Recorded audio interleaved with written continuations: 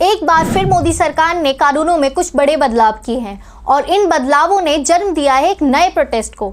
इस बार सड़कों पर सरकार के खिलाफ उतरे हैं ड्राइवर्स, जिसमें खास तौर से शामिल हैं ट्रक ड्राइवर्स। जब तक ये कानून रहेगा, जब तक हम गाड़ी पे ना हासा। घर में जाके हम लोग बकरी चराएंगे, खेत करेंगे, हाजिरा करेंगे, कोई काम करेंगे, मजदूरी करेंगे, वही हमारे लिए काफी है। हम गाड़ी नहीं चलाएंगे। सड़कों पर जाम लगाकर ऑल इंडिया चक्का जाम करने की अपील की जा रही है ट्रक ड्राइवर संगठनों की तरफ से। ऑल इंडिया चक्का जाम, टेम्पो, टैक्सी, ऑटो, बस, ई रिक्शा सब।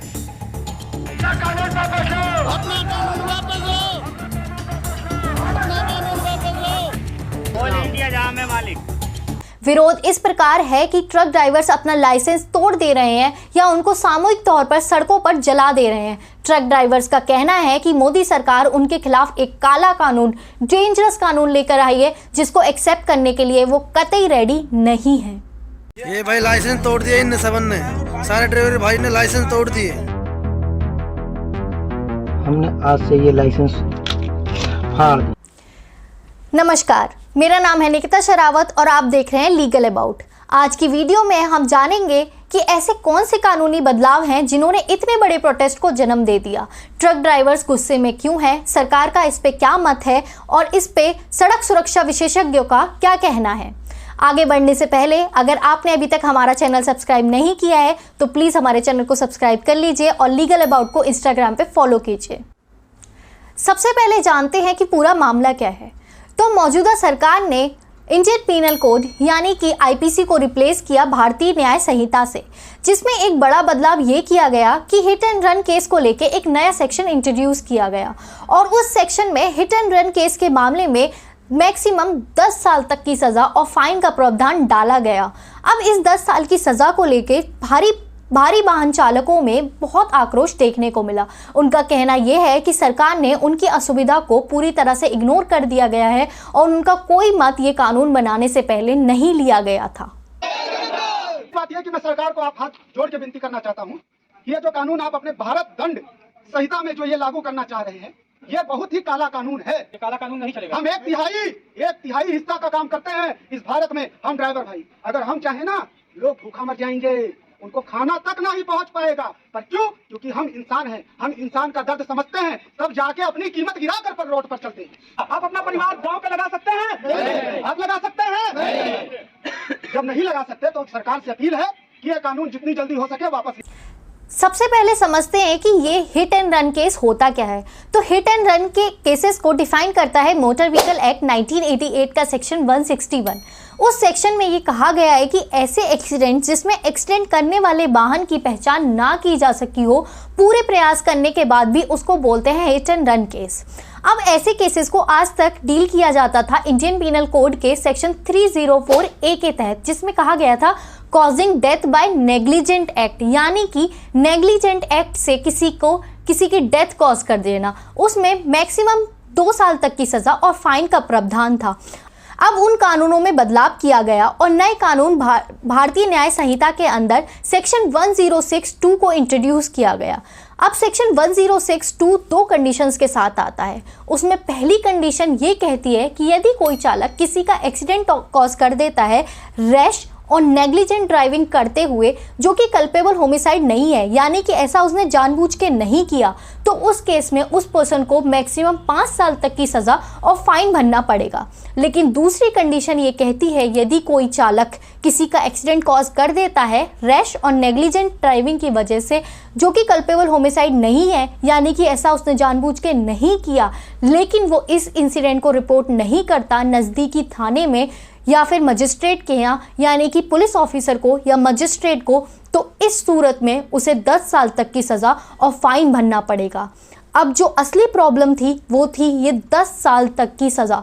तो चालकों का ऐसा कहना है कि यदि एक नेग्लिजेंट एक्ट के लिए 10 साल तक की सज़ा, जो कि प्रेजेंट कानूनों में 2 साल तक की सज़ा थी, उसको बढ़ा के 10 साल तक की सज़ा कर दी गई है, तो ये कहाँ का न्याय है। और वो इन कानूनों को पूरी तरह से काला कानून बता रहे हैं।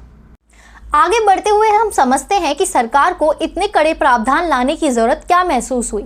उसके लिए हमें एक नज़र डालनी पड़ेगी एनसीआरबी के डेटा पे, यानी कि नेशनल क्राइम रिकॉर्ड्स ब्यूरो के डेटा पे। इस रिकॉर्ड की माने तो 2021 में रैश एंड नेग्लिजेंट ड्राइविंग की वजह से हुए इंसिडेंसेस थे लगभग 47,530 और उसमें जो टोटल डेथ कॉज हुई वो थी 43,499। वहीं ये डेटा 2022 के लिए कुछ इस तरह है कि ऐसे इंसिडेंसेस कॉज हुए 47,806 और उसमें टोटल डेथ जो कॉज हुई वो थी 50,818। इतना ही नहीं, अगर दिल्ली रोड क्रैश रिपोर्ट्स 2021 की माने तो जो टोटल इंसिडेंसेस हुए उसमें से 555 केसेस यानी कि टोटल केसेस के लगभग 46% केसेस जो हिट एंड रन केसेस में हुए उनका रजिस्ट्रेशन नंबर अननोन था और उनको ट्रैक नहीं किया जा सकता। इसका मतलब ये जो रैश एंड नेग्लिजेंट ड्राइविंग की वजह से केसेस होते हैं वो सिग्निफाइज करते हैं कि कितने केसेस उसमें से हिट एंड रन के माने जाते हैं। सिर्फ डेटा ही नहीं, सुप्रीम कोर्ट की भी माने तो सुप्रीम कोर्ट ने भी ऐसा कहा है कि ये जो केसेस है, रोड एक्सीडेंट्स के cases, rash and negligent driving के केसेस, हिट एंड रन के केसेस, ये इसलिए हमारे देश में बहुत ज़्यादा बढ़ते जा रहे हैं क्योंकि हमारे यहाँ इसको लेके कोई स्ट्रिक्ट कानून नहीं है। और इसी के रेस्पॉन्स में सरकार ने ये जो नए कानून आए, क्रिमिनल कानूनों में बदलाव किए, उसमें इतने कड़े प्रावधान डाले हिट एंड रन केसेस को लेके। अब यहाँ पे हमारा ये जानना भी बहुत ज़रूरी है कि सरकार ऐसे प्रावधान का क्या एक्सप्लेनेशन दे रही है। मरता हुआ छोड़कर कोई भाग जाता है तो इसके लिए हमने 10 साल की सजा का तो सरकार का कहना यह है कि हम सेक्शन 106 क्लॉज 2 भारतीय न्याय संहिता में इसलिए लेकर आए कि जो एक्सीडेंट हो रहे हैं उनकी तुरंत रिपोर्टिंग हो पाए। मान लीजिए यदि ऐसा कोई प्रावधान आ जाता है कि जिससे एक्सीडेंट हुआ उसी को वो एक्सीडेंट रिपोर्ट करना पड़ेगा नज़दीकी पुलिस स्टेशन में या किसी पुलिस ऑफिसर को या मजिस्ट्रेट के यहाँ, तो कितनी जल्दी उस एक्सीडेंट के विक्टिम तक पहुँचा जा सकता है। और उसे जो गोल्डन आवर का कंसेप्ट हमने मोटर व्हीकल एक्ट 1988 में 2019 में के अमेंडमेंट से इंट्रोड्यूस किया था, उन पर्टिकुलर गोल्डन आवर में जो क्रिटिकल होते हैं उस विक्टिम को मेडिकल एड दी जा सकती है। इसके साथ ही सरकार ने सेकंड एक्सप्लेनेशन ये दिया कि ड्राइवर को पनिशमेंट इसलिए नहीं दी जा रही है कि वो वारदात की जगह से भाग खड़ा हुआ, यानी कि जिस भी ड्राइवर से, चाहे वो ट्रक ड्राइवर हो या किसी और व्हीकल का ड्राइवर हो, उससे कोई एक्सीडेंट हो गया और वो वहाँ से भाग खड़ा हुआ, इसलिए पनिशमेंट नहीं दी जा रही है क्योंकि वहाँ से ड्राइवर का भागना कई बार स्वाभाविक हो जाता है क्योंकि ये देखा जाता है कि आसपास के लोग काफ़ी आक्रोशित हो जाते हैं और मॉब लिंचिंग जैसी चीज़ें भी हमें देखने को मिलती हैं।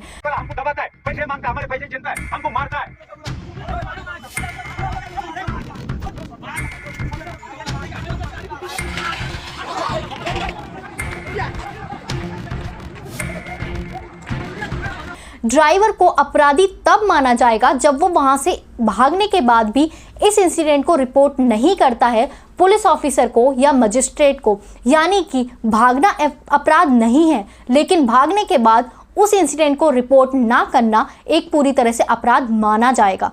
तो यहाँ पे हमारे सोचने वाली बात ये बनती है कि क्या सरकार सच में काले कानून लेके आई है या इन कानूनों को जो डेंजरस कानून या काला कानून कहा जा रहा है, क्या सच में ये कानून उतने बुरे हैं या फिर सरकार जिस मकसद से ये कानून लेके आई है अपना वो मंसूबा, वो मकसद लोगों तक पहुँचाने में पूरी तरह असमर्थ दिखाई दे रही है। इस प्रावधान को लेकर एक और पहलू उजागर किया है road safety expert Rohit Baluja ने, जो कि पुलिस ऑफिसर्स को ट्रेनिंग देते हैं क्रैश इन्वेस्टिगेशन और कानूनी प्रावधान को लेकर। उनका कहना यह है कि सरकार साफ करे कि इस तरह के केसेस में किस तरह के एविडेंसेस एक्सेप्ट किए जाएंगे विक्टिम की ऑथेंटिसिटी क्लेम करने के लिए। क्या फॉरेंसिक एविडेंसेस को प्राथमिकता दी जाएगी, क्योंकि कई बार ऐसा देखा जाता है कि इस तरह के प्रोविजंस लाए जाते हैं बेगुनाहों को बचाने के लिए, लेकिन वही प्रोविजन सबसे ज़्यादा मिसयूज भी किए जाते हैं। और उनका कहना यह भी था कि फिलहाल अगर हम देखें तो शायद ही कोई ऐसा केस हो जिसमें फॉरेंसिक एविडेंसेस को एक्सेप्ट किया जा रहा हो। तो हमने इस वीडियो में आपको दोनों ही पहलू पूरी तरह से बताए कि सरकार क्या सोच के किन एक्सप्लेनेशन के साथ इस तरह के प्रावधान लेकर आई है और उसमें ट्रक ड्राइवर्स का किस तरह का रिएक्शन, किस तरह का आक्रोश आपको देखने को मिल रहा है। अब इसमें सही कौन और गलत कौन, क्या ये कानून सच में काले हैं, ये कानून हमारी रोड सेफ्टी को काफ़ी बेहतर करने वाले हैं, ये आप डिसाइड करेंगे और हमें भी इस कॉमेंट बॉक्स में ज़रूर बताइएगा। पूरी वीडियो अंत तक देखने के लिए बहुत बहुत धन्यवाद।